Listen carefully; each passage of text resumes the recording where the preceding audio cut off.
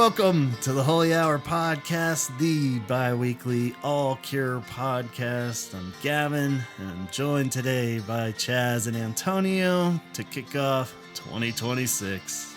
Welcome back, fellas. Hello.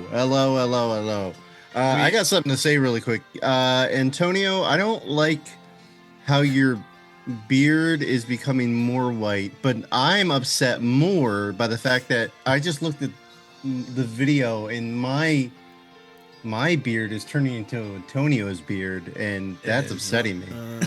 You are morphing. We're all morphing into the same person. We're all becoming the same beard. You're going to be able to play the Italian Santa Claus soon, and I'm going to play the Irish one. Exactly. And Gavin's just like, I'm keeping my Ethan Hawke 5 o'clock shadow. Yeah, it's constant. Because he knows it's going to be gray when it gets longer. Oh, it's gray already. There's all kinds of white shit. Yeah, I think 2026 is just taking the shit out of us, Antonio. Yeah, I think so. I mean, it's like, I'm like I said, I keep waiting for that meteor to hit. I'm like, please. I'm like, is it here yet? Deliver us all from evil. Yeah, that's a different episode. What Cure song or album are we going to play as the meteor is about to smash? Yeah, because we're off to a roaring start here. But yeah, I mean, it's a sign of any official podcast that's been going, right? 3 white dudes with whitening beards, isn't Yeah, I guess so. Every podcast. Yeah. We can't all be ripped like Joe Rogan. Yeah, exactly. But you look great, Antonio, though. I love it. Everybody's still here. I've been working on this beer belly, and it's really coming through. Yeah. Dad bod, 100%. Yeah. So this is not the planned approach to kick off 2026 here on the Holy Hour. This is not how we wanted to start it or planned on it. We usually do the covers episode to ease into the year. Oh, shit. I forgot about that. Yeah, these days there's no easing into New Year's. I get the vibe that you hit the ground. You're lucky if you make it a day or two. But we're going to chalk this bad news up to the end of last year. And we're today going to have our tribute episode to Perry Bamonte, who sadly passed away. It sounded like officially it was Christmas Eve on the 24th, even though we didn't really catch wind of it till the morning of the 26th there, while we were all in the holiday rumble jumble there.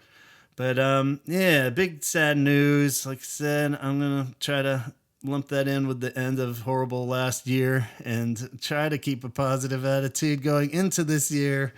But it was a heavy blow for all Cure fans. And now we're a couple weeks out, so we've been able to process as much as you can in 2 weeks there, and hopefully, get over the shock value of it and focus on what an awesome guy he was. And do an episode of just talking about that, talking through how cool he was and what a unique story he was, but also kind of brush through his bio and highlights and some stuff maybe people weren't as aware of. But I guess on the top, I'll say that it is great to see how much attention it seems like it's gotten. It's so hard to tell with algorithms and shit this day, where if it's just it's like, I don't think it's just my feed, but I was finding like clips on the evening news and the morning shows and stuff, even on YouTube. When you flip through them now, they're all just the kind of quick rock star Perry Bamonte has passed away, but I mean, it's great because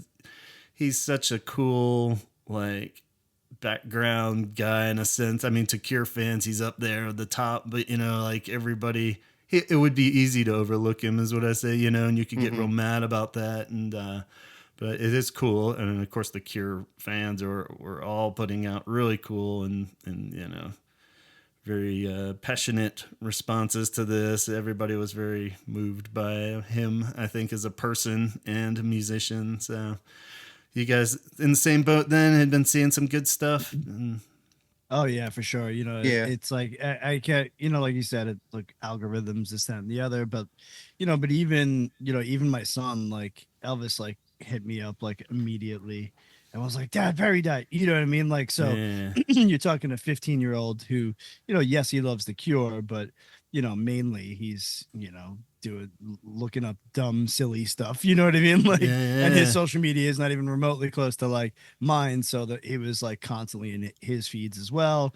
And it was just kind of, it was cute to see like how he, he kind of like felt like really like bum rushed by it and like bummed out. And as a, you know 15-year-old who's got to see the Cure once and just really kind of finding his own way and like what music he loves. And how it also like kind of hit him was it was like a cute little dad moment. As sad as it was, I was like, I was proud that my son was upset.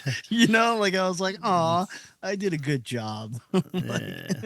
Yeah, kind of what's similar with my niece, because we all had gotten together at the other family's house, and she's 16 now, and getting into all like the Cure and Smiths and Duran's like her main band and stuff. Really? But, she's like really she's like, someone in the Cure died, or like when they showed up, and I was like, who? And I was like, Perry. And she's like, oh no. Like part of me was thinking I'd have to explain which dude he was, right, and which years and which albums and everything. Right, yeah. So I don't know. Well, that was the other good thing too, is I think all the stuff I was seeing was kind of explaining it and talking about him. And then I think the fact that he was able, as we go through the timeline, to come back around, it was like he had become like a kind of relevant in his last couple of years, which I think is beautiful.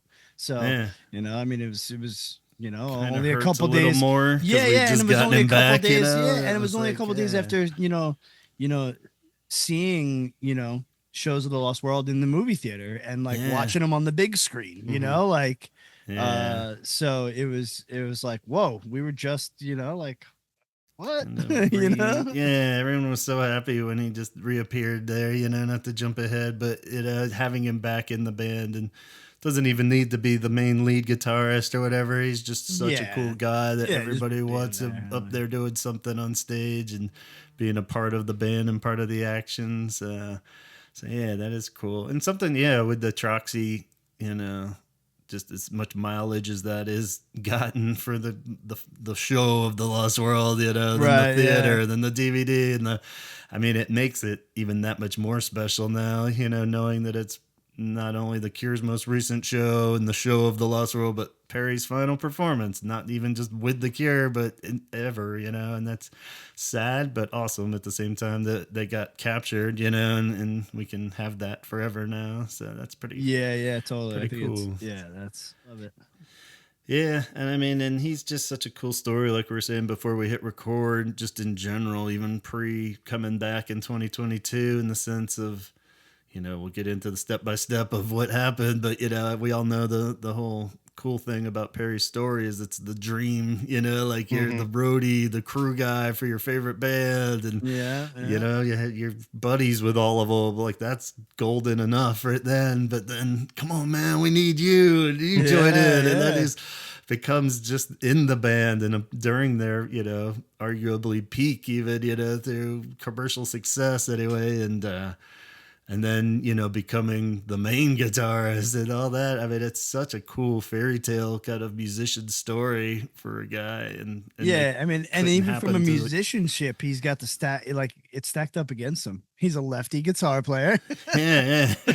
And and I think also what worked is like, he wasn't like flashy, you know what I mean? Like he just kind of stood there and did his thing with like a smile on his face, like, which was a little more endearing. Simon will run around like a like a freaking lion looking for a snack all the time. Especially when even just guitar wise, comparing him to like Porro and Reeves, were not that they overplay. They're amazing and stuff, but like, they have very unique styles, and one of the huge credits to Perry that came up a lot through the old bios and all the stuff that we'll pull from, but it's like he was very similar to Robert's style too, whether that was intentional or just by chance or just all those years being with him. So he really blended in perfectly, and in different ways too. Like during the Wish stuff initially, it was mostly to fill in the keyboard gap after Roger left, but like guitar wise, you have Porro and Robert holding it down. It's kind of like right, yeah. in the later years with Reeves and Robert, what the fuck do you really need to do other than double up some stuff or add an extra wall of sound? And a couple of those little notes that you add in the recording, but you don't do live. But it's crucial because you hear how good they sound on that last tour, and then when you watch Show, like I rewatched some of those clips from Show of like, you know, he mostly was kind of filling the keyboard void at that era, but like when he would play like on Cut and stuff, where there's like the 3 guitars going and open and stuff, like it's a wall of sound. Yeah, it sounds so good, and you know you kind of forget, but that's a huge part of it. And then you know when he had to step in and do it as the main guitarist with Robert, you know Robert kind of picked up a lot of slack too, so it's weird to even just call either of them the lead guitarist or whatever in the Cure because everyone's playing riffs and stuff on top of each other. But like, you know, how seamless most of that was, you know, it's not a lot of people's favorite era of the Cure, but I don't really think it was for lack of the songs not sounding like they used to, or you know what I mean? It's like he really fucking stepped it up. He's like the ultimate, I don't hate these sports analogies, but like like the utility player, right? In baseball, isn't there like a dude that you can kind of swap around from like third to second? Some, you know what I mean? He's just one of those dudes that can like, I mean, really, he could have played bass too if, you know, it was like the later days and Simon was out. Oh yeah, 100% think it could have been a situation. Totally. So pretty rad that, you know, that's the kind of dude you want in your band, you know, especially musician wise, you know, where you can hold the fort, keep it fucking solid. But then on top of that, just being their buddy, you know, the fact that he was the road crew for so long. Obviously they like the dude. He seems like the sweetest guy in the world. And based on everybody's testimonials for him, I mean, it's like, how cool is that? And rare, and you know, that's what I've been telling people that I've been messaging. It's like, you know, just knowing you left the world with that many people that knew you, don't know you, and maybe met you once, are all saying, he's the fucking sweetest dude in the world. You know, he's like 90% of everybody's I had a cool Cure experience story is somehow connected to Perry being like, hey, you want to come watch the sound check? Or, hey, I'll make sure you get here at the right time. Or just being nice to him, you know, hanging out in the parking lot or whatever the fuck. And yeah, when you became, you know, when you were a fan first, you can associate with the fans more than any other band member. Yeah. You know, like you can understand the guy that's like been waiting outside all night, you know, like because you felt like you are that guy before. You know? Like, and that's cool. And how cool is it that it stuck? It seems too. Like I could see that happening around Wish era, maybe, where he's just kind of happy to be there. Now he's like in the, but even like if you think of the rise of the Cure and everything they went through from Wish to Wild Mood Swings into Blood Flowers. You know, by Blood Flowers, he's, you know, doing fucking trilogy with them and shit. He's established it in there. He's the guitarist, you know. It'd been real easy for all that kind of fan kindness and stuff to kind of fucking wear off by that point and be like, all right, whatever, I'm not fucking hanging out in the merch booth or whatever the fuck. But I mean, all those stories seem to continue all the way into the self-titled album era, you know, like where he was always the dude that hook people up, would be kind and, you know, respond to things, be the first ones there at the show. And, you know, when Robert and Simon were like piss off, or not even piss off, but just not coming out or something, he would come out and talk to people. So, I mean, it's pretty amazing, really. And to have that level. And like I said, that's like the dude you also want in your band, because Robert and Simon are like, I don't want to go talk to them. Come on, man. So I don't even know if he was consciously taking one for the team or just that sweet of a dude, you know? So, I mean, it's probably a little everything, I'm sure. But yeah, Simon always looks like he's ready to like punch a puppy. Yeah, you know, like, even when he's happy, he's got that. I'm sure he's sweet too, but he just more shy. And, you know, doesn't want to go hang out. But like, he's the kind of guy, if you saw him across the bar, you're like, I don't know if I want to talk to him. Yeah, exactly. You know what I mean? Sure, it would be cool. Like, not that he's like an asshole or anything, but I'm just saying, like, you're not gonna go for that third stupid thing for him to write his name on. You're just gonna get in and out quick and make sure it all goes well. Yeah. Perry, you're like, so you want to hang out for a while? You know, he's the kind of dude who invite back to the house to fucking party all night or whatever, you know. Yeah. Like, hey, I'm making some sauce. You want to come eat? Yeah, he's like, sure, all right, let's go.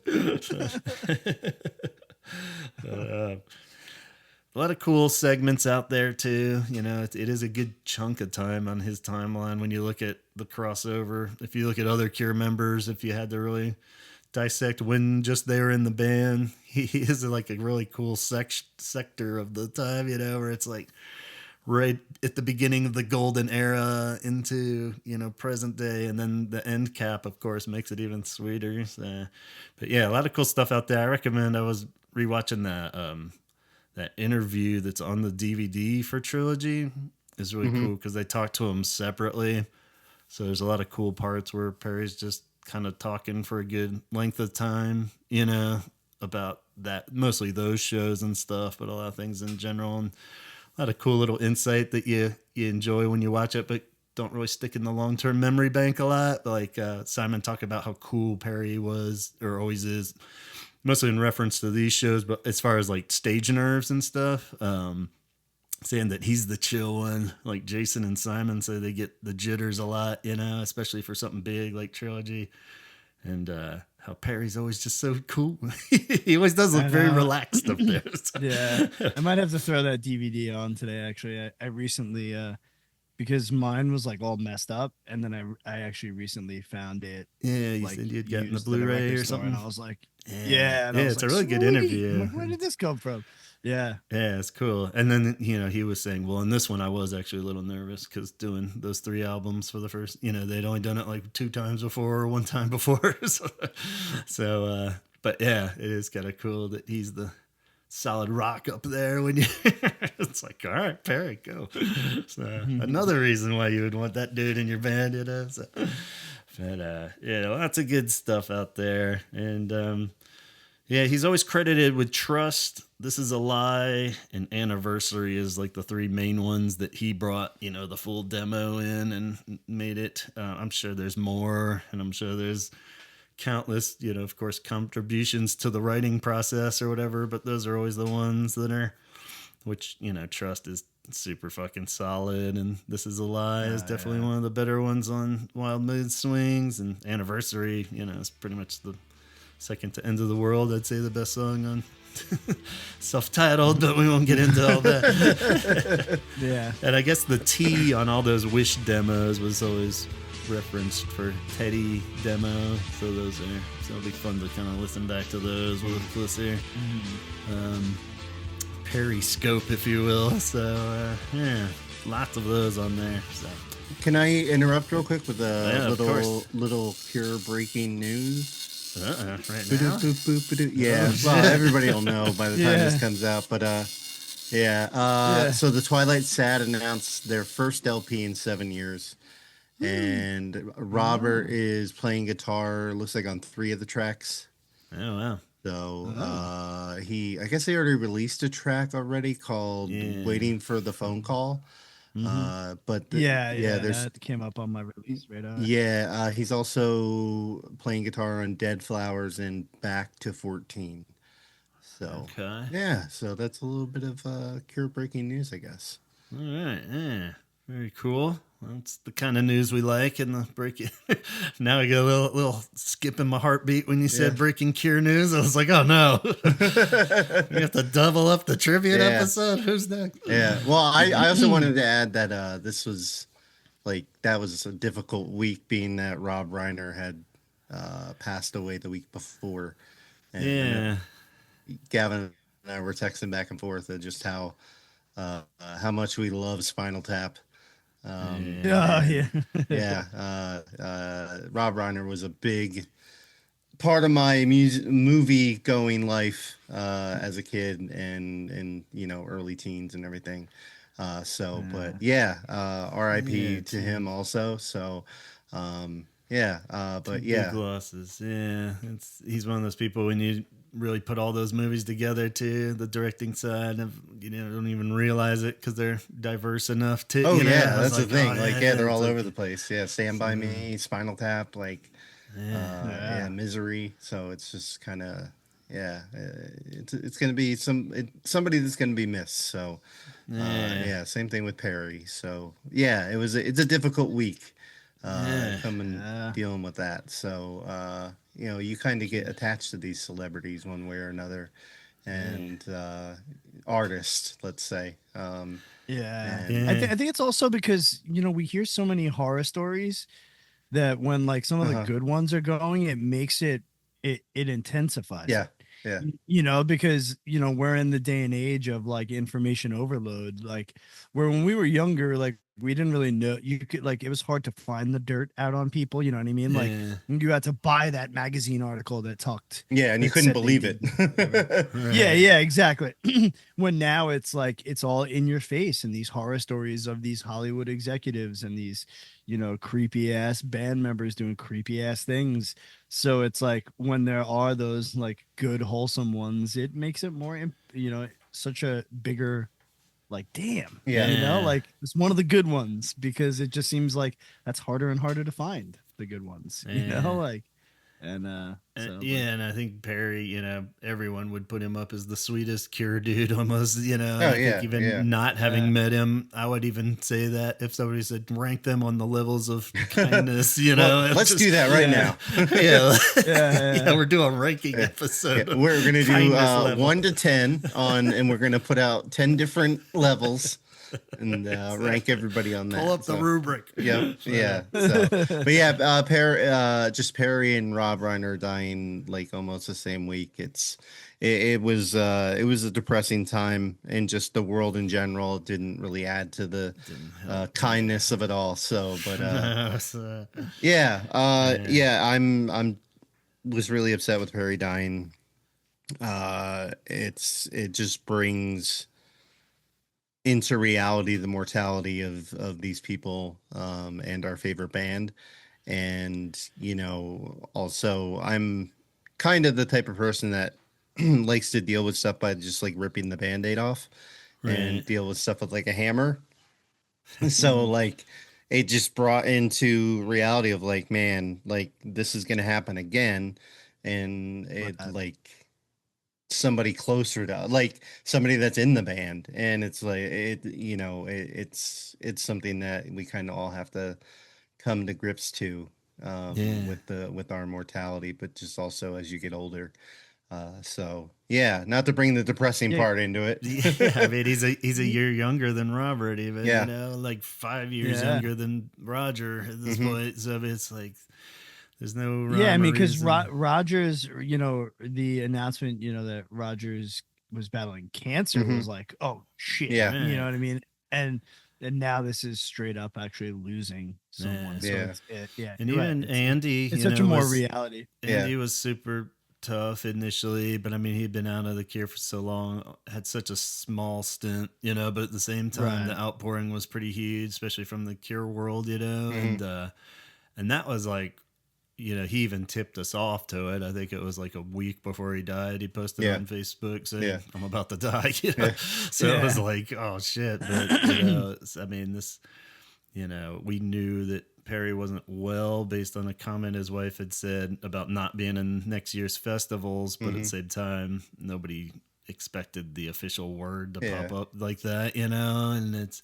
Well, I mean, we'll go into it, but I mean, we all saw him on tour, and he didn't look the best, so I mean him not going on this next stint of festivals, I was like, okay, that kind of makes sense. It wasn't super surprised there, but just the official losing him. Good to always be aware of the mortality level for everyone, even, not even just your favorite band that's aging or whatever, but because it is still young, like 65 it's in this day and age, like with all the medical interventions and everything you can take, like that is very young. And way too young to just be a cool old guy, like it's getting, we say they're old and stuff now, but that's in terms of a rock band, and like, wow, they're still going, but that's all in like surprise that they're up there playing 3-hour shows and sounding amazing, but like as far as just your cool uncle or something, 65 isn't that old, and so it sucks. And even into the 70s, you're kind of like, all right, now it makes a little more sense, but it's like, Yeah, so I mean, it does suck, but it's something, just any human appreciation level of always be grateful of the people you love around you and stuff, so it's kind of like, don't take any minute for granted, but Well, I mean, I think we all do that on a daily basis, but like I think with looking at everybody's mortality, I hope that we appreciate the things that we have more, and that it's, you absorb those things more and try to live in the moment more, um, to have those things to look back on. So, and with other people. So I hope that it's not, I didn't mean to bring a depressing thing into it, but like, I hope that we reflect and look back and, even the tours, like we look back and they mean a little bit more, seeing him playing up there. So, I cherish it a little bit more, and his contributions to the band, and just the band as a whole now, where I'm just like, I have to embrace the fact that this is going to happen. So I need to try to soak up as much of this as I can in the moment. Yeah. So, yeah. So, yeah. Deciding factor for those people that wanted to buy, weren't sure if they should buy that ticket. So, buy the ticket, man. Or buy those remixes on buy those remixes. Get it all. Yeah. Go ahead. Now go on to the timeline. Didn't mean to bring anybody down. Let's fucking do this. It's gonna be a sad episode, no matter how goofy we make it. So yeah, let's walk through his timeline a little bit. I mean, everyone's kind of doing it. It's all over the place now with the people just recapping his. But we'll see what thoughts and ideas this sparks as we talk through it. So we won't dwell on a lot of this. It's not that we're blowing through it. It's just, you guys know his story too, but it's fun to look at it with scope here and take it all into consideration of what a cool run he had here. So like we said, 65 years old, born 1960 in London, lived on the East Coast there, Essex Coast, and had a older sister, Carla, and younger brother, Daryl, who will come up later. And in his, I guess, a bit of an obituary that his wife had posted, late Karen, so another sister that didn't come up when I did the profile episode earlier.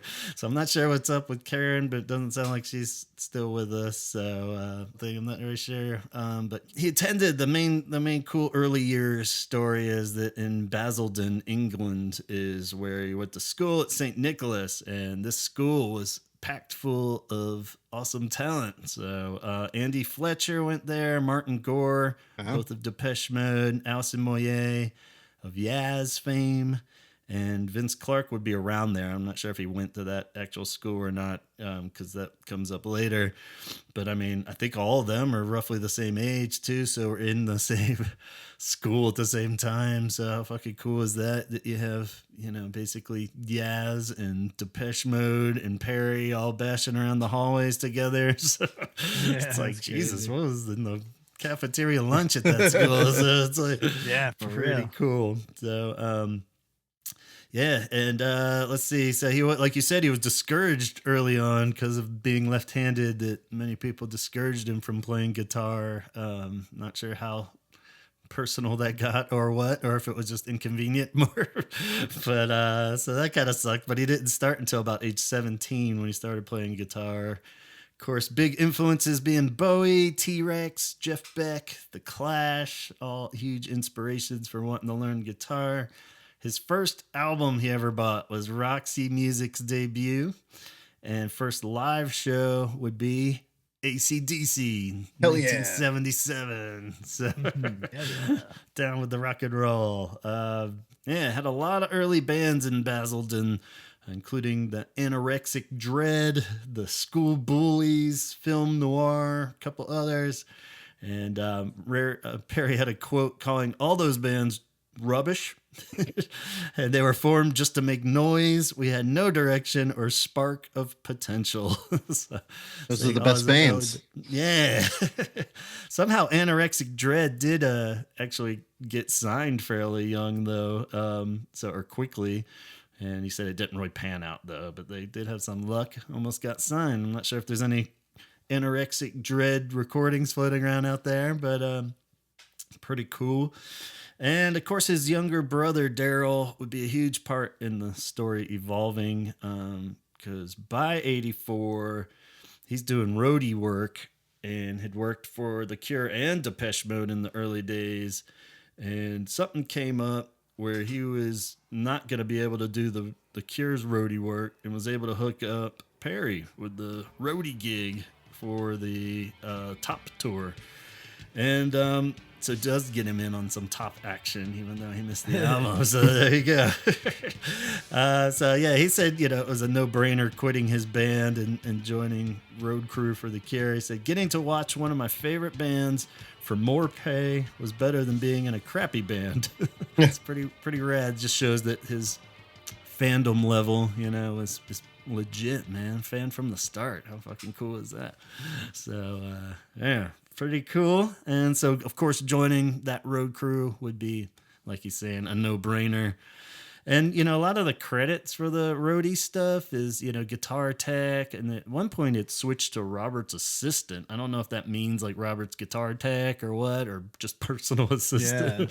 Yeah. At what point, or is he maybe by the Disintegration era or something? Or like even in between tours, like to keep him, employed and shit. Maybe that makes sense. So, and I could see it by like, the Disintegration stuff, at that point he'd been with them a pretty good chunk of time, even 5 years, pretty good for something like that. So yeah, I could see him becoming more of a Robert assistant, personal assistant to Robert Smith.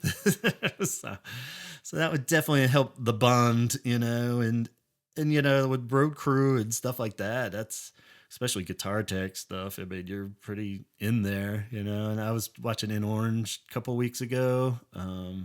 Just throw it on while we were having like a boring Friday night or something. And, it's cool. He's listed in the credits on the crew there. It's one of those things you hear it a million times, but you kind of forget that he was part of the action all the way back from, Head on the Door through Kiss Me, through Disintegration, and another one of those is the, remember on the Picture Show where they're showing the in-between clips, and they have that cool clip of the Plain Song little chimes going, and they're like backstage at Dodger Stadium, and that's when the whole like, can you believe it, we're playing Dodger Stadium, and it's Perry saying that, like, I think as a kid I kind of just merged that all in as the bandmate because I'd gotten used to him being in the band by that point, but I'm like, oh shit, oh yeah, he's just the Road Crew guy saying, here we are, I never thought the day would come, something, paraphrasing of that, or he's like, we're playing Dodger Stadium, and it goes into kind of a bootleg clip of Plain Song playing Dodger Stadium. So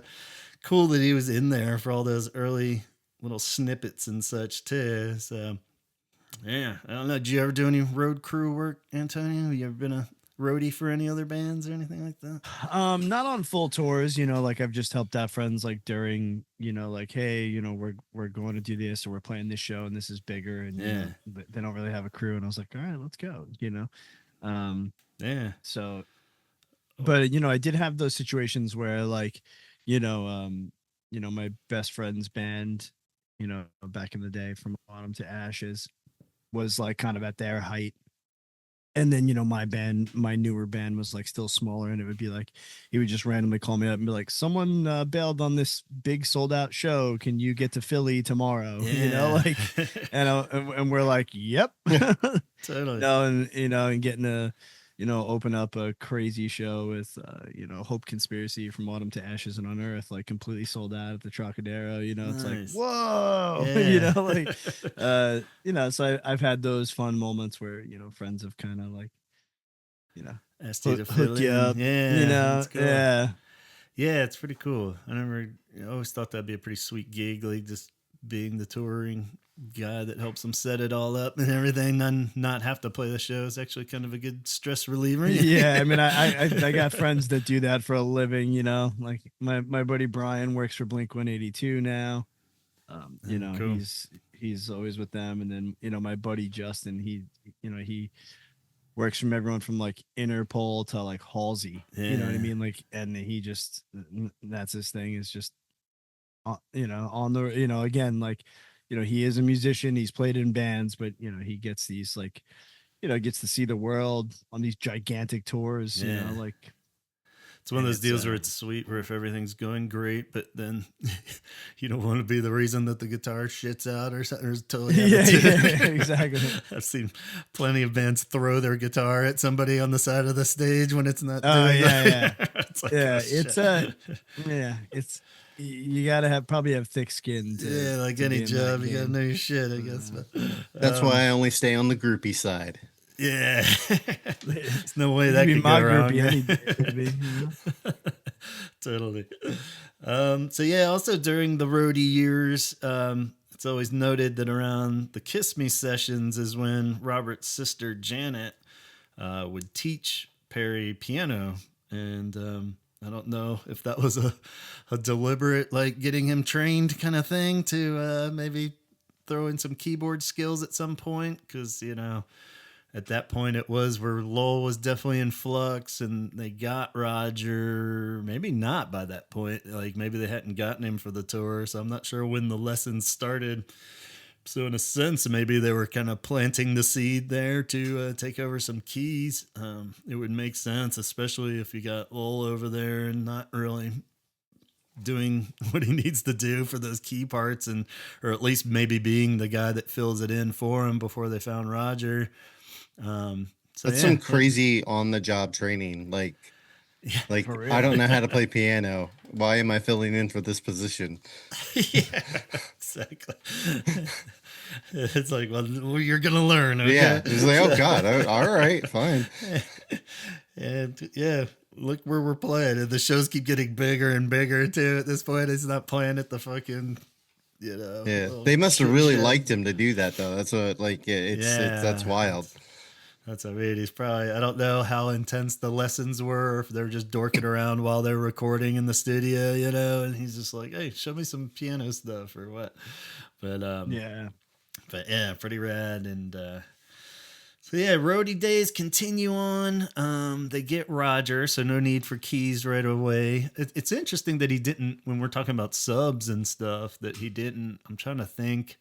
They didn't really ever have any, like, one-off shows that I know of where one of them couldn't make it or anything back then. It wouldn't be until Wish, I think, where Simon had to take a break for a few shows, and he was already in the band at that point. But I wonder if he was kind of in the back of their head, you would have like a standby sub dude, I wonder if he would have been the go-to guy on like the Kissing tour or whatever, if one of them had got diarrhea or something. So maybe that was part of the lessons too, or you can at least the one most likely to need a sub. You can probably Boris is shitting himself. Yeah, he's like, I don't know how to play drums. I guess I'll just learn. Yeah, they're like, quick, somebody teach him.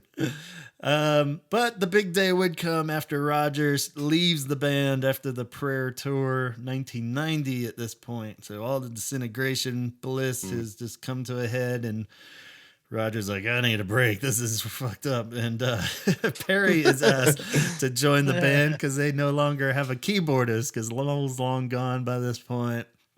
So really, this newfound keyboard skill is going to come in handy quite right off the bat there, and that's what they mainly need him for. And he's going to have to play some keyboard songs, and like we're saying, that's where they've said it was Perry even said the transition was pretty seamless. I was always around anyway. They hired me despite the fact that I'm not a drinker.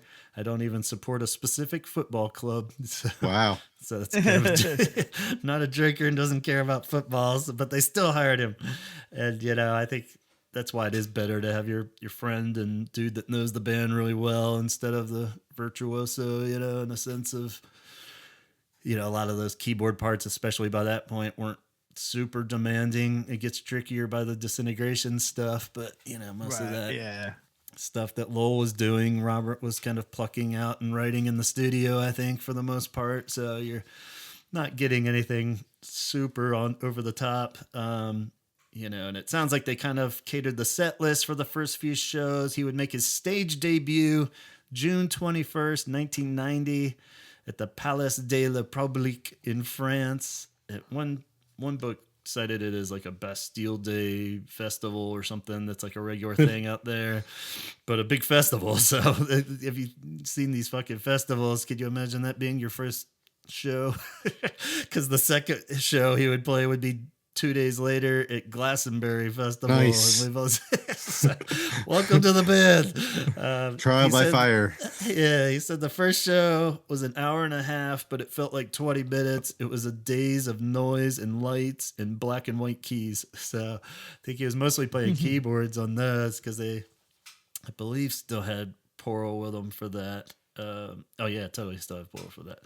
So yeah, he's mostly locking in on the keyboard spot for those first 2 shows. But yeah, I can't even imagine that would be like your first.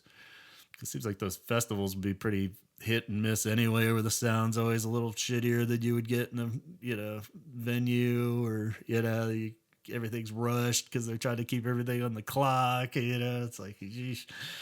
It's like a 19-year-old first round pick getting their first job or first game pitching at like Yankee Stadium or something. Yeah, in the playoffs. Yeah. It's like, Yeah. shit. Pretty much. So luckily he's good with stage nerves and doesn't get nervous. Yeah, obviously. He doesn't drink either, so it's just like, yeah, what the fuck? That doesn't mean he's not using any substances, but like, Yeah. that's crazy. Pretty wild.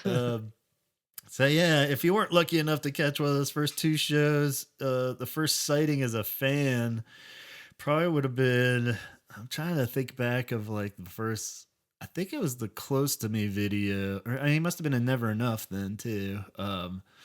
So one of the 2 videos was the first time I remember being like, who the fuck is that dude? It's not Roger, and kind of getting him lost in the mix there. Remember the Close to Me remix video was the one where you really got the clearest shot of him up front, and I was like, oh wow, so that's the new dude. And I think I probably had some posters by that point for Never Enough and mixed. You were really mad and you tore all the ones that had Roger on them down. Yeah. Yelled betrayal really loud. I remember I did have as a fairly common Kiss Me era poster where they're all wearing the white shirts with that like, kind of lung looking thing on the side or whatever, the kissing lip lung or something. It looks like some kind of organ hanging out the side of there. But anyway, it has like Lowell and Roger and everybody on it. And that one was always in the center of my room for real long. And I was running out of so much wall space. It wasn't that I had anything against the former members or anything, but like I was like, okay, I can bump my one poster over and cover up Lowell a little bit. Yeah. and then Roger was on the other side. So after he left, I bumped it over and put it over Roger. And then of course, as Pearl and Boris are going, I'm like whittling it down to one little rectangle of Robert's face. But so yeah, it was tough. the pains. And then Roger would come back, so I'd have to rearrange my room when Roger came back. I was like, fuck. Oh man. So yeah, then it's just time to get a new poster, I think, at that point. So yeah, first time would be one of those 2 videos probably, but then we got a real good look at him shortly after with the Unplugged play out video pay-per-view thing. That was cool, and we got tons of great backstage scenes and antics where we all fell in love with Perry, I think, from that, seeing him walking around trying to get Robert's buzzers for his beard because they wanted to be clean shaven for the Unplugged. So lots of weird shit, lots of mumbling backstage, everyone just walking around with big hair mumbling around to each other. But it was cool, and just seeing him pluck out those toy piano parts is, how do you not fall in love at that point? That's pretty cool. So I think by the time Wish rolled around, he was pretty locked in as an official member. There's some funny side stories from Never Enough and a few of the others where he had established himself as the prankster, jokester in the band pretty early on at Richard Branson's mansion where they recorded Wish. He was the one that revised the painting. There was a giant 80s mural of other bands, I guess, that record there, and there was like a young Phil Collins, and so he updated his hairdo and put like the later Phil Collins with the bald spots on the painting and repainted it. So never really heard if there's any backlash from that or not, but I know, I was just gonna say, like, You did what? They didn't notice it for like 30 years. Yeah. It's like never even goes back to his mansion. Probably like, oh, that mansion. So who knows? But and of course, he during the Wish recordings would entertain the bandmates by building relaunchable rockets, first in kit form, then building his own, increasing larger designs. The best ones were the night launches, they would say, where he installed lights into the nose cones and they would illuminate the parachutes as the rockets descended. He said, okay, yeah, I'm a geek, but it was really good fun. So providing lots of good fun in the band. So glad nobody lost a finger. Nobody lost the finger. Yeah, you don't want your musicians to be blowing up fireworks and rockets and shit. So, wait, so maybe Drone No Drone is about like his rockets or something. Yeah, maybe. So then we move into the Wish era, pretty hardcore. And like I said, when they had those three guitars going, you really, I think, got to see Perry shine. He definitely held it down with the keys. Trust and stuff sounds great. I don't think any of the keys parts seemed like they were lacking on Wish. They did kind of back away from Disintegration stuff. I think it was just because it was the next album in the next era more than not being able to do it without Roger. But for the most part, all those songs sounded as good or better than ever, during that era. So let's see. Then, of course, we go into the Wild Mood Swings era. We lose Porl and Boris. And for a minute there, Simon was even struggling with health problems as they're doing the early stages of Wild Mood Swings prep. And so really the Cure is just Robert and Perry at that point. You must have been ripping. I read that. I was like, ripping damn. Posters down So many. Right. God damn it. Yeah. To respackle your wall and everything. Yeah. Like, what are they doing? So, yeah. At this point, he was just cutting out their faces and posting them over Big other black bodies. X's over them. Yeah. But no. Yeah, it was time just to upgrade the posters, unfortunately, at that point, I think. So, yeah, they'd hang in there. Luckily, Simon rebounded fairly quick, and Robert reached out to Roger again and brings Roger back. So this is key because this frees up Key's duty, even though, he'd still come back for varying songs to play two keyboards. Well, but for the most part, he's the main guitarist now with Robert. And I remember that being a big, holy shit, how are they going to pull this off? I had all the confidence in the world in them at the same time, but just knowing that Porl was definitely huge shoes to fill. He would even say it was terrifying.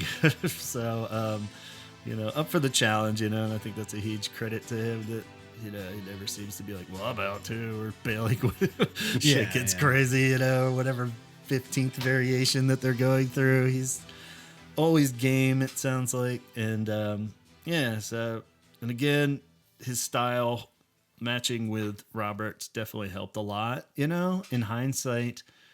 We've even talked about, I wonder if that kind of that era and stretch of albums that he is on almost hurts in a sense because you don't have that drastic guitar going like Reeves and Pearl would have, so I mean, it's definitely not a knock on Perry or anything, but Robert having total control at that point and knowing that Perry's guitars are going to kind of echo his a lot, you know what I mean? It's kind of why maybe a lot of those songs don't have like the punch that a lot of the other ones, but they're just getting into the later albums too at that point. So you can't really, they weren't very good, Gavin. Yeah. I think it just always boils down to the writing, so it's kind of like, if the song's great, then cool, put a cool solo or whatever in it. If it's not, then it doesn't really help if it does have a cool solo. So it's all about the writing, but super consistent through those three albums in particular: Wild Mood Swings, Blood Flowers, and Self-Titled. Even able to hold down the big monster chops of the Self-Titled album. Ross Robinson demands nothing but perfection from his guitarist. I wonder what he was like that in the studio with Ross Robinson, like as a prankster.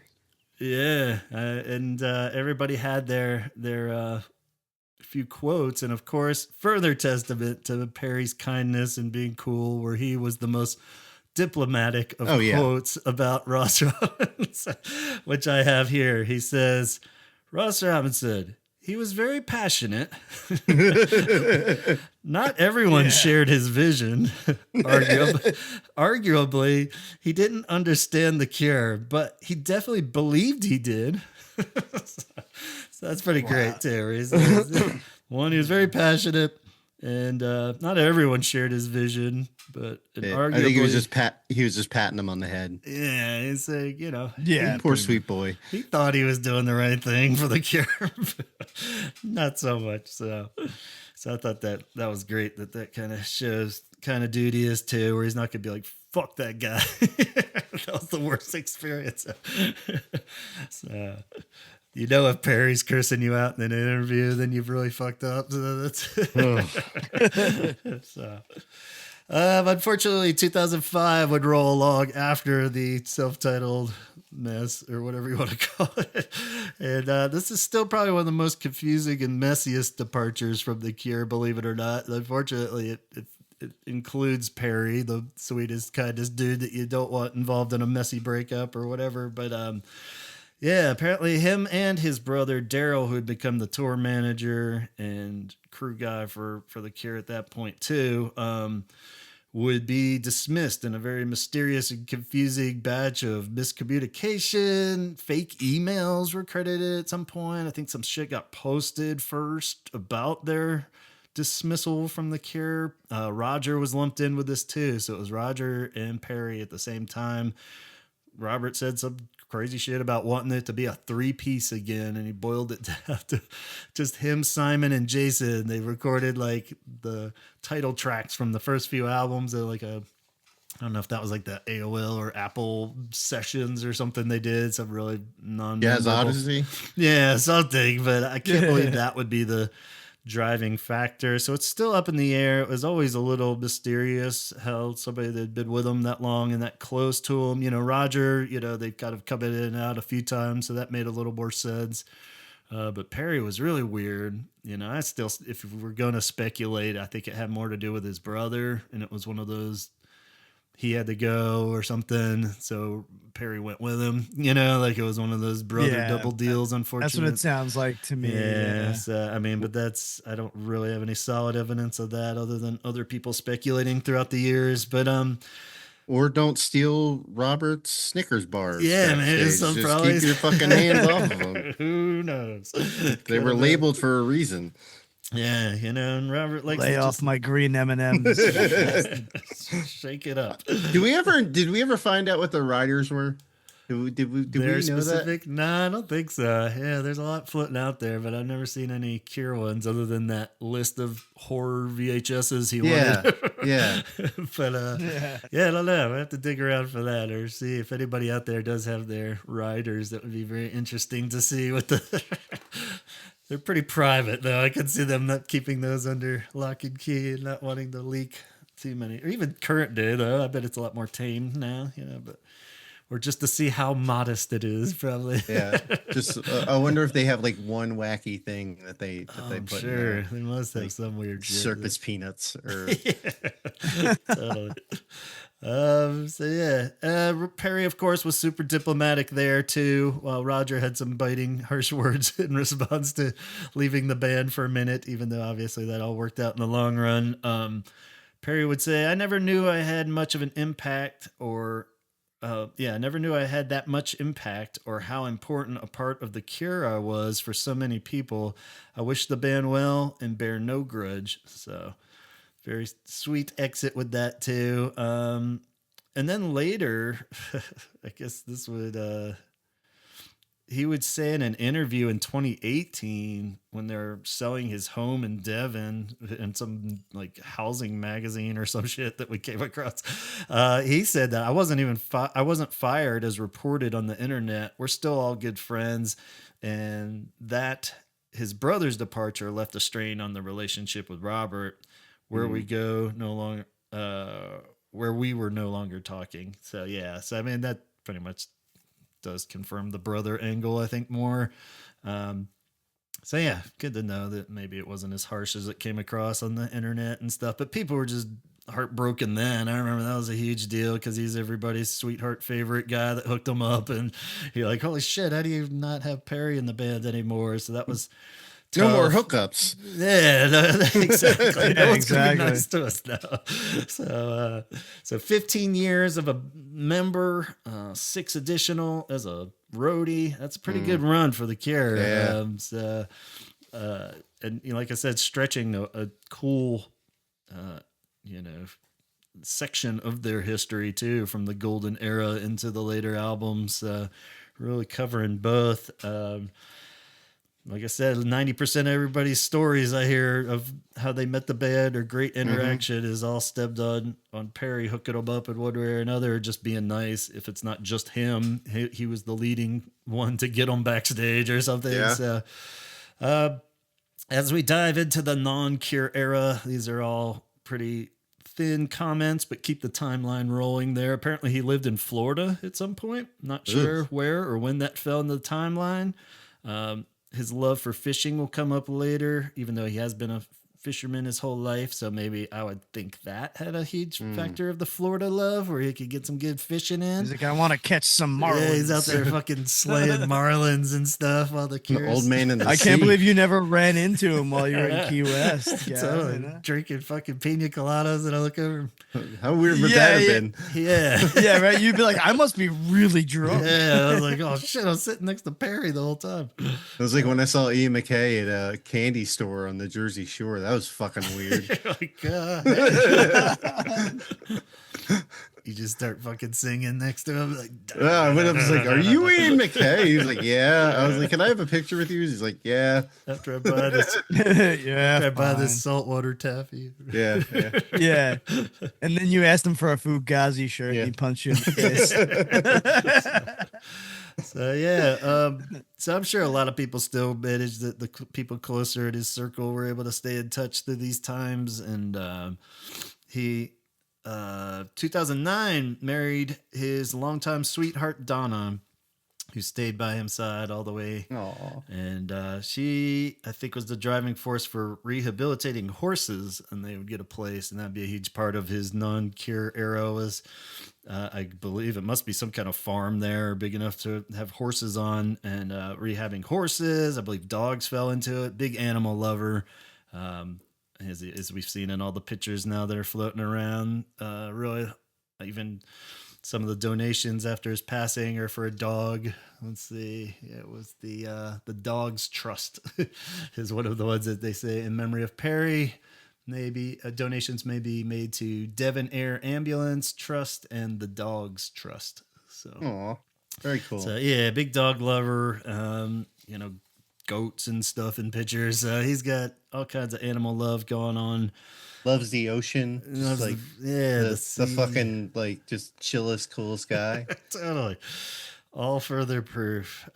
Did get back into the music world for a minute in 2015, where he was playing bass with Love Amongst Ruin, and then played on their album Lose Your Way, and they're a bit of a super group. The singer was the drummer for Placebo and other members of Ex-Prodigy and Julian Cope. So pretty cool stuff. Check them out. It's floating around out there. Love Amongst Ruin. And so yeah, he was playing bass for them. So like we said, he could have been filling in bass even if he needed. 2017 September is when he held an auction for 28 of his guitars. I do have a pretty healthy list of all the guitars he sold. A lot of them were his personal ones from videos and stuff. But I'll spare you guys of that if you need it. What was the most expensive one? Let's see. Okay, you got. I do have a list. Hold on, everyone. He's printing out the list right now. I think the most 5,000. Let's see. Remember, they were lefty guitars. Yeah, so a lot less people bidding on them, unless it was just a nerdy rich I'm collector. sure it was just diehard Cure fans too. But it looked like the highest was a 1995 Guild left-handed electroacoustic guitar. This guitar was used on the Bloodflowers tour, the Dream Tour, and was used in the Trilogy concert So that's kind of why that one went for 5,500, which really isn't that bad for something like that. I mean, if I had the money, as just a fan, I probably would. Yeah, I mean, swing at that. There's more ridiculous stuff out there. There's new guitars that go for that much, and so all the acoustic ones were on Blood Flowers. So yeah, so a wide range. There was definitely some affordable ones. There was like one for like $100, some vintage Icon series, something fretless bass. Wow. So that's probably just something he had around for years but didn't really use on anything. So yeah, pretty cool. I wonder what he had for like Cure stuff that he could have sold that was crazy. Yeah. So but if anyone actually did score that and somehow listening to this, like just any of those guitars, definitely let us know. Send us a picture. Yeah. Well, I just imagine like all the backstage passes and all everything that they went through, like just the amazing. Like if he collected them all, yeah, as like a roadie, but that also seems insane. Like it might have just been like a honey, you have too many guitars. Yeah. You know what I mean? Not like I need cash and I want to get rid of this stuff. It's more like because having that many already means he definitely had a bigger collection. Right. I mean, level. And that's the thing too, I think with, to get a little techie and nerdy with lefties, it's like, he was probably picking up things as he could find them because it was so rare to like, it's hard to find like good ones in lefty where you're not then having to have regular ones converted and, so that you buy and buy and buy. And then you turn around and you realize you've been doing that for so long that you're like, wait, now I have to. Right. And I think this was shortly after they were in that housing magazine. So it definitely could have been like a, moving your house. I don't want to move with fucking 50 guitars. Yeah. So especially at that point where it didn't really look like he was hitting the road too hardcore with Love Amongst Ruin and stuff. You don't need the whole arsenal there, but so understandable. 2018 is when I caught wind of Fly Fishing Culture magazine. And somehow I believe maybe I just posted one of the pictures of him fly fishing in preparation for doing a profile episode. And actually it started some dialogue with Pete from Fly Fishing Culture, a guy that he worked with, and had, of course, nothing but wonderful things to say about Perry and just how he was always super modest, that like they just would go out fishing together and stuff. And he's like, you're in all, I think he didn't even really fully understand how big of a band and part of the Cure he was, he's like, holy shit, dude, you're like a rock star. So, but yeah, he definitely seemed pretty close to him and had wonderful, nice things to say on the side there. And Perry was the art director and illustrator for the magazine and did a few of the covers there, apparently. And that's where I kind of found a few rabbit holes of cool fishing stories. And he's just the best kind of fly fisherman, where he really got into the philosophy of it and why you're doing it, and being out there in nature is the best part. And it's not about catching the biggest fish or whatever, and becoming one with nature and stuff is a huge part of his chill time. And so it's pretty cool. And I remember seeing an old clip from the Wild Mood Swings era and recording sessions where they were talking about how cool it was that the band members would cook dinner every night while they're recording. And Robert just had a quick one saying, like, I always love it when it's Perry's night to cook because we'll be eating some delicious fish he had just caught like 4 hours ago or something like that. They always recorded by the sea. Yes. So that's pretty cool, even though, I think more fly fishing is probably for the sport and stuff and not really frying up everything, but I'm sure you make exceptions for the band and cook them up a delicious meal even. So yet another reason why you want this guy in your band and friend. So he makes you food, makes you delicious meals. Yeah, he can set everything up for you. Nice to everyone. Like this guy nails it out of the park. So then we wouldn't really hear much about him. Well, I guess it's only the next year, 2019. It's all blurring together now. The Rock and Roll Hall of Fame is announced, and we get the ceremony with all the past members. It's great to see everybody there and walking the red carpet together and all that stuff. Perry's looking great there and happy. Didn't look like he was bitter, jaded, or kicking the trash can down the aisles. Everybody was in great spirits and happy to be there. It looked like so. So that was very cool. We were all excited to see a smiling Perry again, and apparently, I guess it's safe to say now. I'd been talking to a friend of his on the side too, and this was even before the tour had started. The Songs of a Lost World tour started. That he tipped off that they really hit it off at that in particular. He and Robert and really reconnected and got talking about working together again. Hard to say at what level or what the initial plan was, but that they really kind of rebonded again at that ceremony. So yet another reason why that was really cool that they did do that and showed up with everybody and hopefully had a great time because, now we can all have a super fond memory of that. But unfortunately, that was 2019. So whatever plan that probably would have happened, 2022 probably would have happened in 2020, but we had fucking COVID hit. So that delayed everything big time. The album, the tours, everything. The survival ensued. So we'd hear nothing. Good 2 years or so, and huge surprise when it came out for that first show of the Shows of a Lost World tour. Still no album at that point. In Riga, Latvia, Perry joins them. No big announcement, no welcome back or anything. It was just he fucking walks out with them. Just wait, who's that guy over there on the left? So luckily it didn't take long for news to spread. Holy shit, Perry's back! Text form everywhere. So.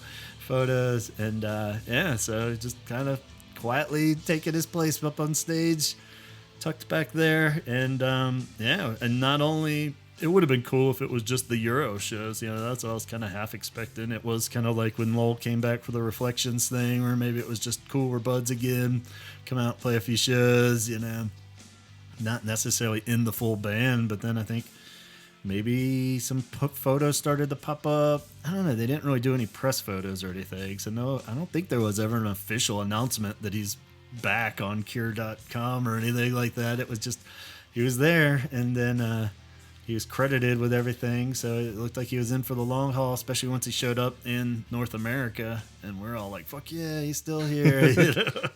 So everybody was happy to have him back. Like I said, it didn't even matter that fucking Reeves could play everybody's guitar part at the same time, whatever. It's cool. Just have him up there. I'm sure there's something he can fill out the sound with. And it really did kind of touch back to that Wish era, which was kind of sweet, and now even sweeter because it's kind of full circle where he was filling in the sound more, and it's kind of how it all started. It was more or less that playing between Paul and Robert, so I think that was kind of cool, especially in hindsight. So he would do the North American tour, even the South American shows at the end of 2023. So he was playing those. When he could have very easily ducked out of that so who knows. Quiet 2024 through the start, and assuming everything went fairly smoothly through that too, or at least the same, because he's at the Troxy show on November 1st. Played the BBC shows or whatever too, those little mini things, but the Troxy one now immortalized on DVD and Blu-ray, and with sadly, of course, like we said, turned out to be his last performance, but at least it was documented in epic fashion. And so then that, but a lot of people, there was like a couple, we'll get into the horrible, stupid YouTube videos floating around, but a lot of people were saying, very strange because they just played at the Troxy, just because the fucking DVD came out. Everyone's assuming that was like a live stream and it came out on DVD the next day. I was like, nah, that was like a year ago too. So so whatever the fuck happened, from the end of 2024 the start of good old 2025, took some mileage on him. And like we said, there was tipped off fairly early in around September, I guess, when they started announcing these festival shows for next year. And it was weird because we even talked about it a little bit in the year end episode, but I cut it out luckily because it just felt weird talking about, his health or whatever without knowing anything. But now it's kind of eerie that we were all like, well, that was odd because his wife had commented in a Facebook thread that he wasn't going to be with the band next year in the festivals because he was poorly. And we were like, well, that is a little weird because how do you know you're not going to be feeling well next year? So, but then we kind of just left it at that, of course, and now it makes more sense. So yeah, no real warning other than that, and just catch wind of it that morning. I kind of woke up to weird posts. I don't know how you guys gradually got the news. I saw like some creditable longtime fans, like JC had just a little broken heart picture of him, and I'm like, what, and it didn't sound good. There was a few people that were just posting like thinking of yous and stuff like that. I was like, what? Oh no. I thought maybe something was in the works, but had been. He was in the hospital. Yeah. So I was like, shit, this doesn't look good. And then you sent Antonio actually had sent me the link when they made the official post. That was, over at the family's house there. So it showed up and I was like, fuck. I was like, you sure? extra sure. But, so yeah, it sucks. Robert I'm assuming it's Robert because it's all in caps. Read a nice post there on behalf of the band. I guess I can read it here for everyone that didn't somehow get that, but it had his dates there, and it said, "It is with enormous sadness that we confirm the death of our great friend and bandmate Perry Bamonte, who passed away after a short illness at home over Christmas. Quiet, intense, intuitive, constant, and hugely creative, Teddy was a warm-hearted and vital part of the Cure's story. Looking after the band from 1984 through 1989, he became a full-time member of the Cure in 1990, playing guitar, six-string bass, and keyboards on Wish, Wild Mood Swings, Blood Flowers, acoustic hits, and the Cure self-titled album, as well as performances of more than 400 shows over 14 years. He rejoined the Cure in 2022, playing another 90 shows, some of the best in the band's history, culminating with the Show of a Lost World concert in London, November 1st, 2024. Our thoughts and condolences are with his family. He will be very greatly missed." So about as nice as you can get there with a response, and just fucking sucks, but what can you do? So you wonder, nods and tributes, I don't know, what do you think? I hope they throw a little trust or something. Robert was really sweet about Andy at the Rock Hall, playing Shake Dog Shake on there, and I'm sure they'll do something. Yeah, so that'd be cool. Hopefully play his faves or something like that. And, gradually we got statements of sorts from, posts from various people closer to him too. We got Roger had one. Let's see. Alison Moyer, actually, I pulled up hers first. It said, "Met Perry Bamonte in primary school and we became good friends. He bought me castanets from Spain, and he and I sat together in school, corridor painting. We hung out as young punks together in the same gang. Gentle, kind, and tender man. I will never forget you. R.I.P. Dear soul." So a lot of sweet comments. Pearl actually had a really sweet one too. Pearl said, "We have no words how shocking it is to say or write goodbye to anyone we have loved. Sometimes it takes only one song to convey hundreds of memories and emotions. Our hearts go out to everyone that understands that we are all connected through light and dark. The creative energy that we all share means everything to keep the ether positive flow in the darkest places. You will find the brightest light. All our love. P&D, Perry forever, our Teddy."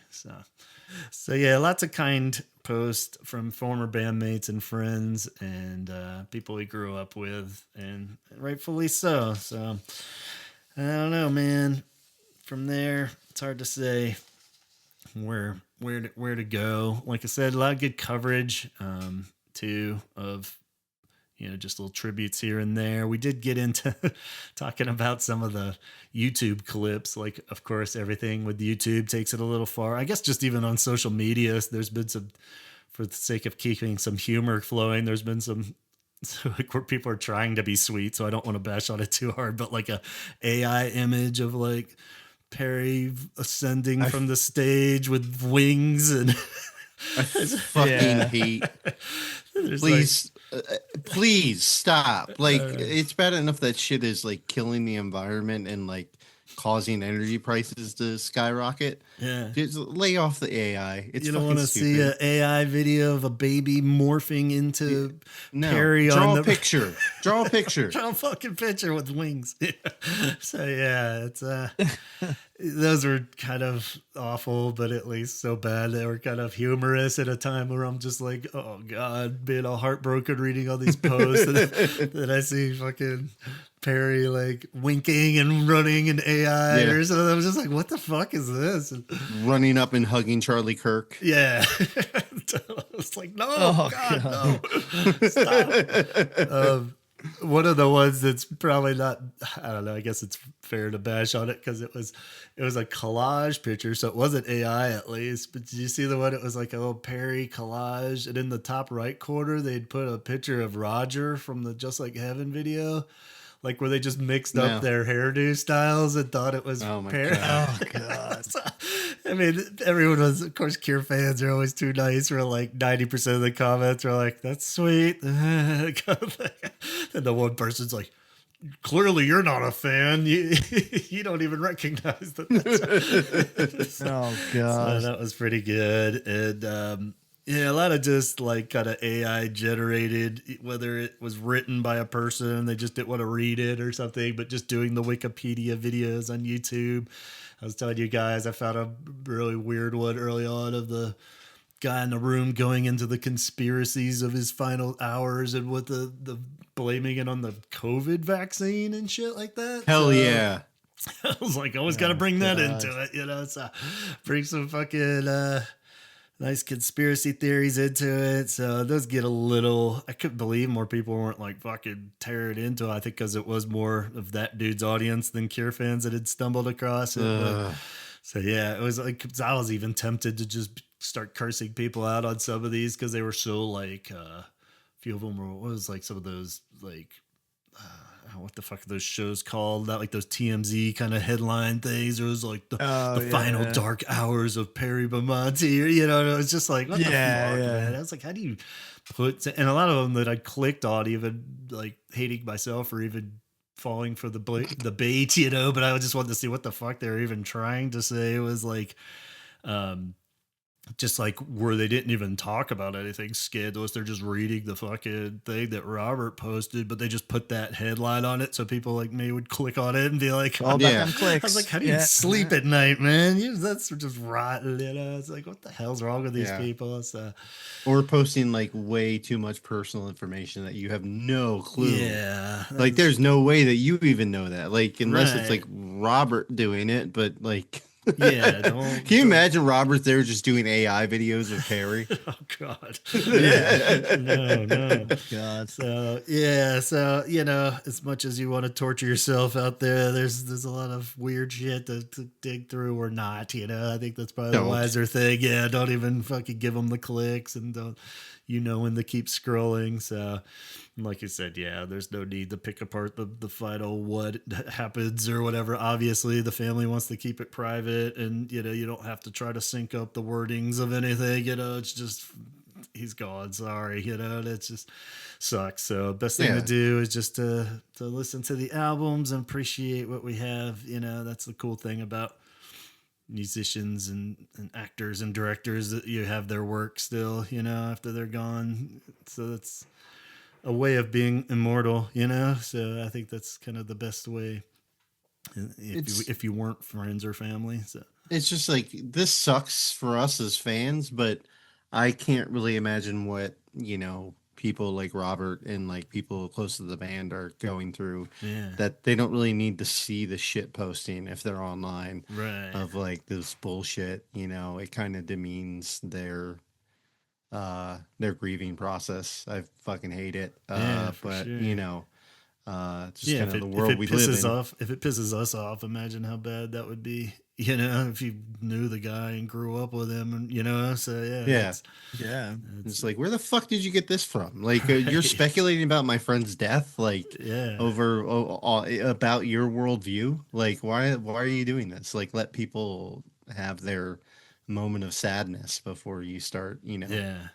kicking kicking the coffin over to fucking spill your conspiracy everywhere. Right. To back up some Just half-ass get idea you had, so it's, yeah. I mean, I didn't know Perry personally. I never met him, but it sounds like he's the type of guy that everybody would want in their band. From even just a roadie aspect all the way up to being in the band, he seemed like he was a friend that you could always count on, and he was willing to step out of his comfort zone for you, and take on responsibility, and especially in a time of flux and uncertainty, Yeah. and it seemed like he was the one that they could rely on for uh, the happiness aspect of, like, when things aren't going well, Yeah. that you can always rely on Perry to lighten the mood, and make it more positive. So I admire that, and I'm glad that he was in our favorite band. And selfishly, there's Yeah. part of me that's just like, Robert, this might be another album. Yeah. I was just like, you never know. Like, with him, like, you don't know what's gonna. This is. I'm sure this reaches Yeah.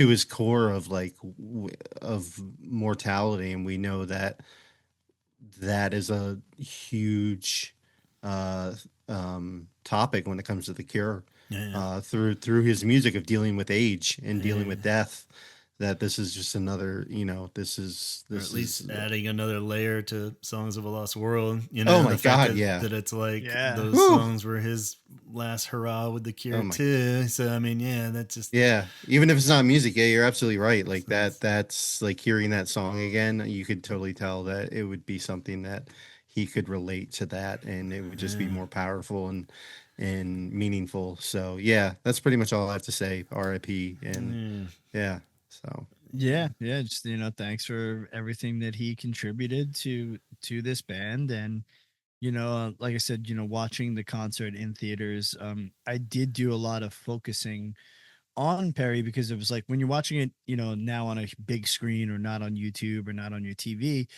because always was like, all right, well, what are the other guitar parts that he's playing? And like you could I really nerded out on it too, on exactly like what he was playing and what, where, and how. And I was like watching the licks, and I'm like, oh, he's playing that one, because now I can actually tell, because I'm watching it on on the big Yeah. screen. And then a couple days later, seeing that he was gone, I was like, man, and then like Elvis even saying to me, like, oh, I'm kind of glad we got to see that. And it was almost like a a beautiful, like, lasting tribute that will go on forever. I mean, when you think about, we got the Wish release, like re-release, so we got it all on vinyl, mhm. because that was always the one that most of us didn't have, because it was hard to get. Right. We've got this great concert. Like in the last couple of years, we've gotten a lot of things, that he was a big part Yeah. of, Mm-hmm. and that's and it's great. So, like you said, it definitely sad, but also just like, going over his bio, like, hey man, he had the life, man. Yeah. Yeah, Like, I envy it. I mean, like, yeah, that's and even at the end, like, thinking about, like, him and his wife taking care of animals and stuff. I mean, dude. the older I get, the Yeah. more I don't want to leave my house. I just want to sit on the couch with my dogs and my cats Yeah. and, like, Yep. relax and chill. And they've just become such a calming part of my life, Yeah. like, Yeah, even just if so that was it's the end Mhm. after all the band glory days, then that's a sweet ending even. But I mean, the fact that he got Yeah, that that's what I'm final hurrah with saying. the Like, band too is even that much cooler. So, it is very much a you couldn't get more of a beautiful end to a story, you know so it's rest in peace yeah, and thank you, like, That's yeah. And again, I'll kind of cap it off with what I said at the start, where the fact that you can leave this world with all these people that knew you, didn't know you, had never met you, all having positive thoughts about you. You know, I've never heard a negative thing about him once, as far as Cure stories of like he being the dude that just walked away mid conversation or anything. Never happened, you know. And it's just the fact that, I mean, that's something, and just the kindness level that you could strive for as a human, I think, is like if you're leaving the world a better place, you know, just because you touched that many people, whether it be through your music or actual being kind to them, that's pretty dang cool. Yeah. Shout out to the family, and try to hope they're all hanging in there as best as possible with these kind of things. Thinking of them too. And I guess the best way to wrap up then would be, we threw it out to the listeners. So we do have some contributions of things that I will let you fine gentlemen go, and we'll have some reading, we'll have some segments, and we'll wrap up with a few more thoughts on this whole tribute to Perry. Yeah, so, absolutely. All right, onward from here. Thanks, guys, for everything. Always a pleasure. And catch you soon. Talk hard.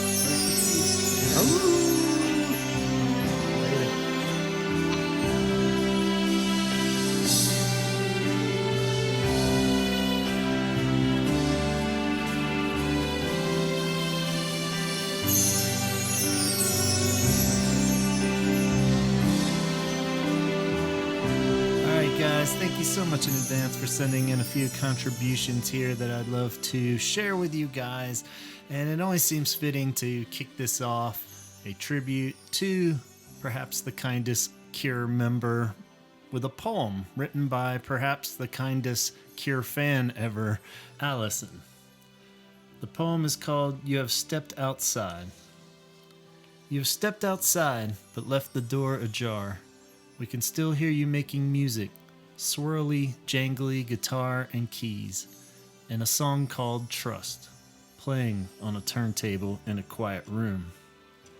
We can still see you making mischief on tour with your Cure mates, at home with your animals. We can still see you making peace on a sunny riverbank, dogs at your side, waiting for a fish to rise to your fly.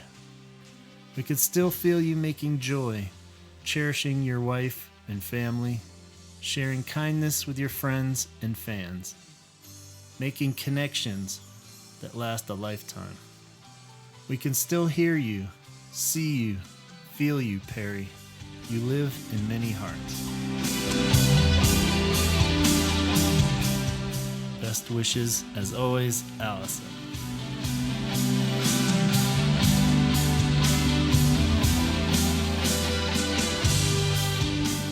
Our buddy Tom Johnson also wrote in a few words on Perry. Tom writes, "A treasured and universally adored member of the Cure, Perry was a lovely guy who Cure fans hold dearly to their hearts.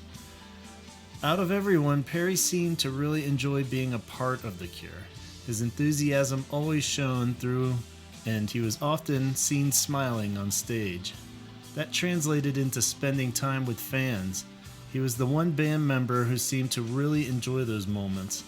It was never a chore for him, and he was always very generous with his time.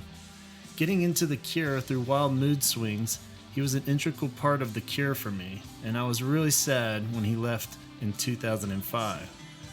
It was a joy to see him back on stage with the Cure in 2022. I'm so glad he was able to play on that tour. Some of the shows were undoubtedly the best of the band's career. His passing away has affected me deeply, as it has many fans, and he will be missed greatly. I did have the pleasure of meeting Perry on 2 or 3 occasions.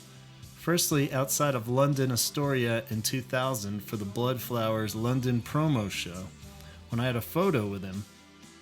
But my overriding memory of meeting him was after the London Islington gig in 2003, where he spoke to me and my friend for a good few minutes. One part of the conversation I remember vividly was my friend telling him that I got into the Cure through the 13th, to which Perry seemed to have a little bit of a laugh to himself and responded with, "Really?" The conversation flowed for a few minutes. He was so down to earth and kind. In 2004, I went to see The Cure at the Barfly in Camden, London. We got there early, around 4 p.m., and as often in the case, Perry was the first band member to arrive. I was amazed that upon spotting him, he said, "Oh, I remember you from last year. Hi." Which was a huge surprise, seeing as he must have met thousands of fans over the years. But that's the kind of guy he was, super thoughtful and always willing to engage with fans. I would like to express my condolences to his wife Donna and his family and everyone that was close to him. He meant so much to so many Cure fans all over the world, and even more so to those that ever got the good fortune to spend a brief moment with him. Thank you for the memories, Perry. Rock on. Tom Johnson.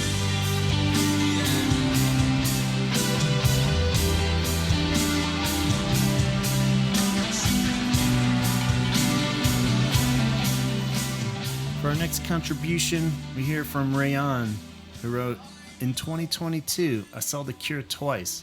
Once right after my 22nd birthday in Munich, and again about a month later in Stuttgart. I was on the left-hand side of the stage, right in front of Perry both times, and seeing him up close was a dream. You could see the pride shining through, and him playing his heart and soul out into the world. It's magical. And the first concert was literally life-changing. I had a wholesome moment with Robert during the show, so before the next show I wrote him and the rest of the band a little note and also made them a little present, where I yapped on and on about how amazing the show was and thanked them for the best birthday present I ever got. And I meant every word of that note. So at the second concert, I was waiting for a good opportunity to yeet the note and present on stage, and I was trying to get Robert to notice during a long instrumental because the rest of the band was busy playing their hearts out too.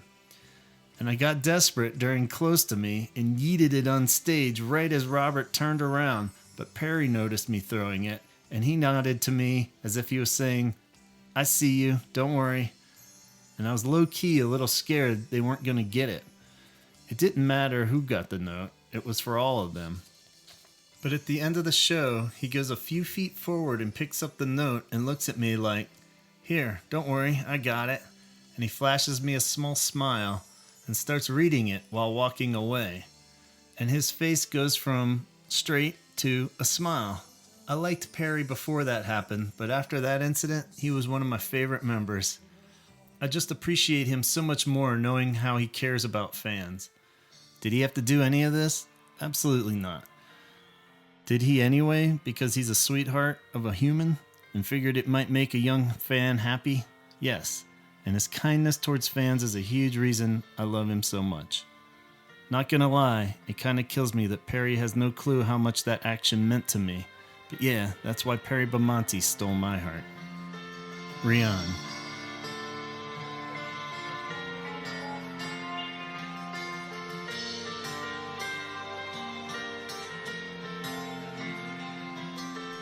We also heard from Kelly, who asked me to read her statement from her Instagram page, Kelly Loves Cure.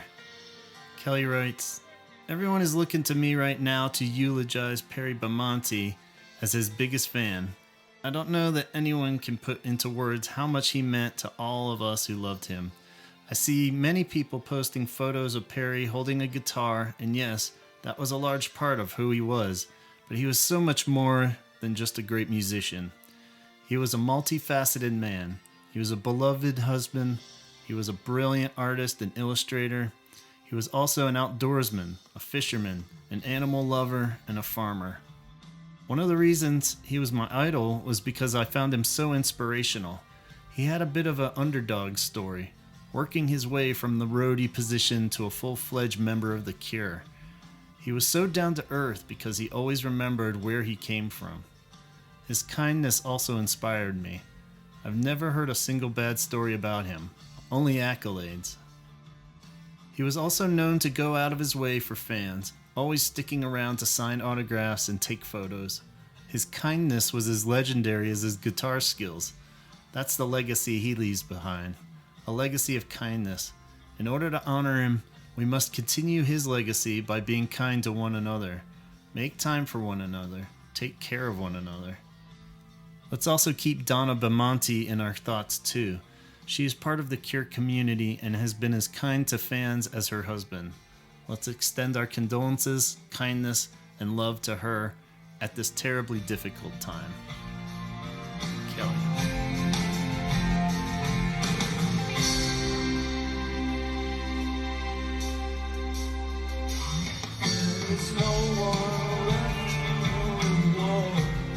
All right, guys, we have one last contribution for you, and I'm so happy to include our old friend Arusha in this episode. We know that Perry was super dear to her heart from her past stories and Cure encounters.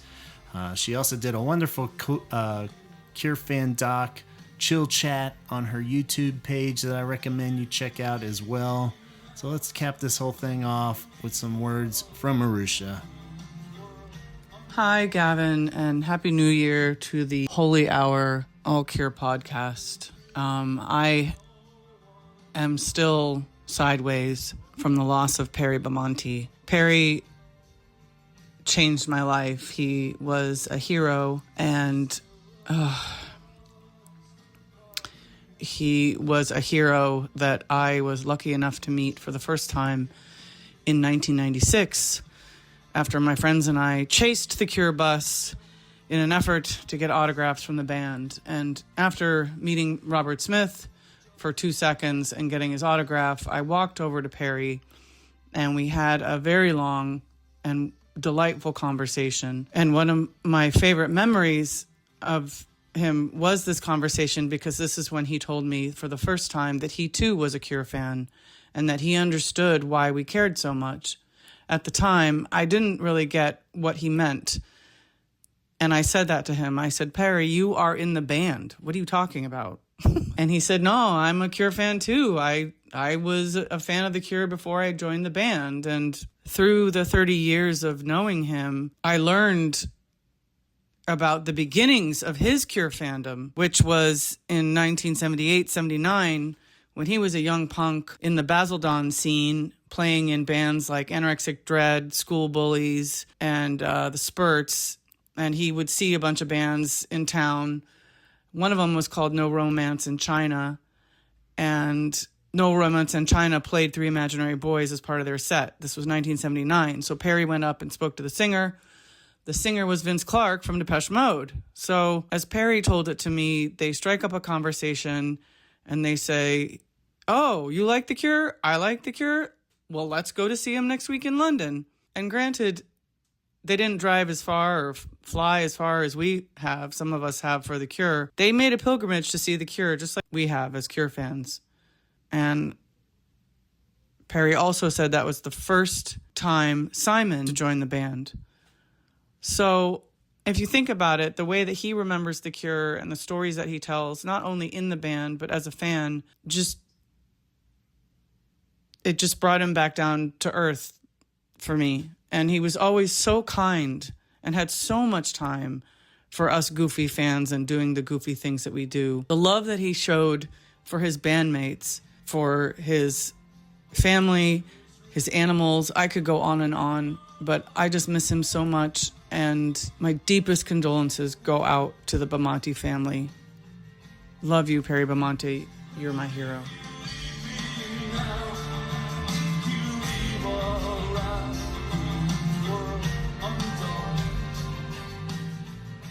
Thank you so much, Allison, Tom, Rian, Kelly, Arusha. Really appreciate you sharing your thoughts and stories with us. Further proof how much Perry meant to so many of us. And as always, thanks to Chaz and Antonio for hashing all this out with me. But most of all, thanks to you guys for listening. We could never really do Perry full justice, I think. But hopefully one more raising of the glass can provide a much-deserved salute to this wonderful person. So launching into a bunch of links and social media awareness and reading off the Patreon even feels a bit tacky on the end of this episode. So we'll just wrap it up here. And just know that your support for the podcast is always greatly appreciated. And we'll look forward to a more fun and goofy continuation of Cure Talk here in 2026. So till next episode, take it easy. Perry, you will be forever missed and never forgotten.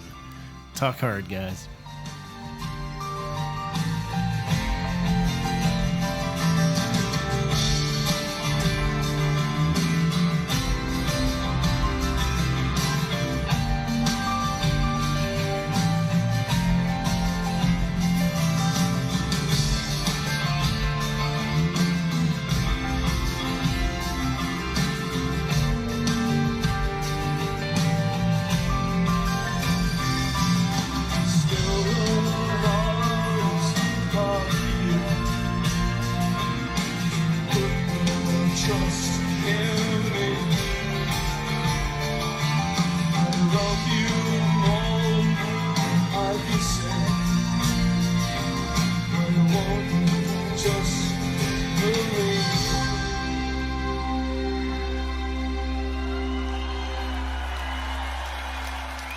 you.